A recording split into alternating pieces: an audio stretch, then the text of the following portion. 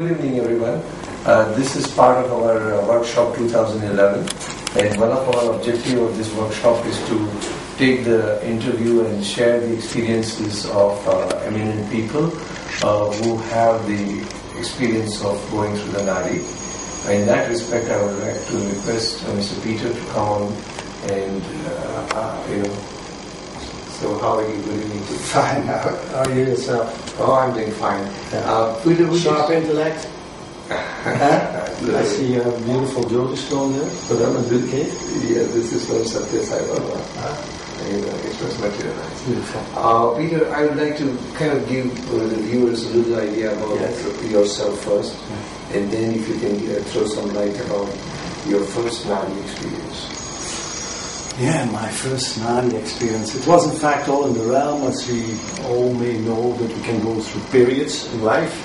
And suddenly there's a new period announcing your life. You don't understand so much what is happening with you. I used to be in business, I used to be in designing, etc. I used to be in the business world, traveling a lot. Look to say. And it was in fact in those days that I found out that my life started to have new ingredients which I could not explain. Now, I've always been somebody interested in Jyotish, visiting Jyotishis, etc. But then I also felt that these Jyotish people would announce things about what they called Mahadasha. I don't know if you're familiar with that word, big period. I've been going in a big period, and that period, that would be something really fantastic on all levels. And in fact, all that they said did not come through. It was just the opposite. I was feeling that I had more distance toward things. I was not interested at all anymore in the work that I would be doing. Things like that. And it happened really that I would say, how can it be? Is there not the knowledge? I've always seen Jyotish as being somewhere a limb, we can say, of the Vedic literature, which is in fact giving us the tools that we can explain everything. And still nowadays I believe that. But I saw at the same time that somewhere human beings are not able to use the right tools, or that their consciousness is not high enough evolved to be able to use these tools. So that altogether brought me in a state of mind saying there must be something different. Happened the day that I was on a kind of vacation in the Swiss Alps, and that I met a friend, the architect, who said, I found a very interesting book. It's about Palm Nadi Library in India. I'd never heard about these kind of things. And I said, can I read it? When you're ready with it. He brought me the book, and the same day I read the whole book. Because it really grasped by it. It was in 2003, I think. 2003. What he was explaining in the book, in fact, what hit me really very, very hard is that one thing, everything is known. Everything in the universe is known. One thing is that there is that level of unbounded consciousness, which never changes in itself. And on the base, the evolutionary process taking place, firstly on the base, you can say, of the law of karma, action is reaction. But that even in that expression, you could say in the huge evolutionary plant, which is growing and growing, that every point of change, of transformation is known. So that should also be applicable in that theory to ourselves.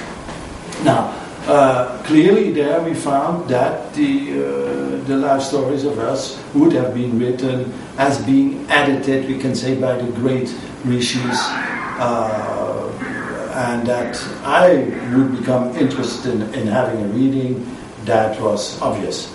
So I tried by internet to find some connections and etc.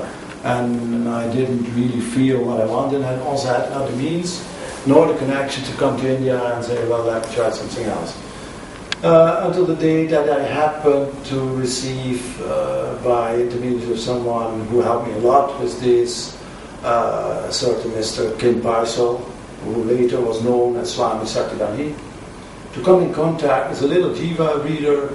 I say little, not because it's not of value, but because of the fact that he's not so known, who did the Jyotish-based Agastya Jiva Nadi reading for me, where I felt intuitively, yes, this is saying much more. This took into account the changes I had to go through, also part of the suffering I had to undergo. and giving some good explanations about my life, how you can go through the tunnel and where you can also see the end of the tunnel. And only by seeing that already, you do a lot of good. So like in 2003 you read this book, and then later on you found out through this Nadi leader more about the Nadi, yeah. And you had the first reading. So yeah. this was, that was my first reading. 2004? 2003, 2004, something like that. Okay, and what was your reaction after the first? You felt convinced about it? Yes, I felt rather comfortable by it, and also did, the indications that he gave, the pariyars, as they call it, that remedial measures. I felt you have to do that, and also that it had an impact on me. It was the feeling like I have to go through this period. But not by resisting, not opposing anything, more than, I would say, accepting the situation as it is, feeling that the evolutionary stream anyway goes forward, and just be there and be as happy as possible and go with it. So you were already in Jyotish during that time? I did some Jyotish, although not so much. I knew some.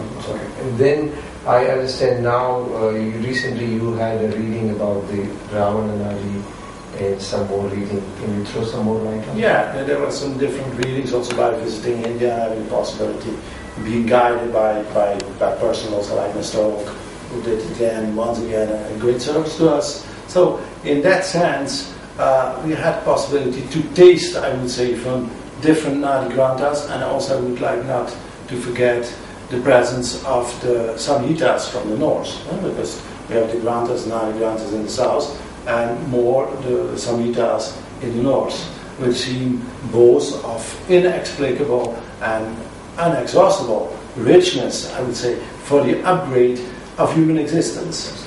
I understand you also invite people from that part of the world that yes. live in Brussels. Yeah. What has been their experience, and what is their reaction? People who were kind of maybe typically into a Christian religion, and for them this may be something different. Let me say that the people that surround us, that those people are, I would say, all seekers on the spiritual path, and so that they have also that sensitivity and also that inner possibility to go for new things that go beyond, I would say, our traditional religious borders, and that in fact the revelations as brought by the different nadis to them have created means of upgrade for their personal individual lives.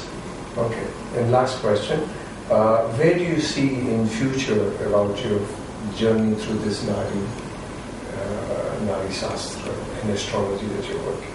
I don't understand. In terms of future, would you like to pursue more in-depth study of Nadi? Yes, absolutely.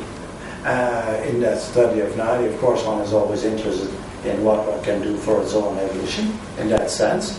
But how I experience it is that these are very powerful tools, that the Nadi in itself is a blessing already, a blessing from one of the rishis, we could say one of these individualized expressions of God, we could call it like that, that already is something fantastic, and that we get there where you could say the engine could turn a little bit better, that tools are handed over, okay. so that we can fine-tune our engine. Yeah, so that accurate refinement process may take place, because let's never forget that in fact the goal of the rishis that I would like to express, the goal of the rishis is that we come in fact to that state of liberation. Yes.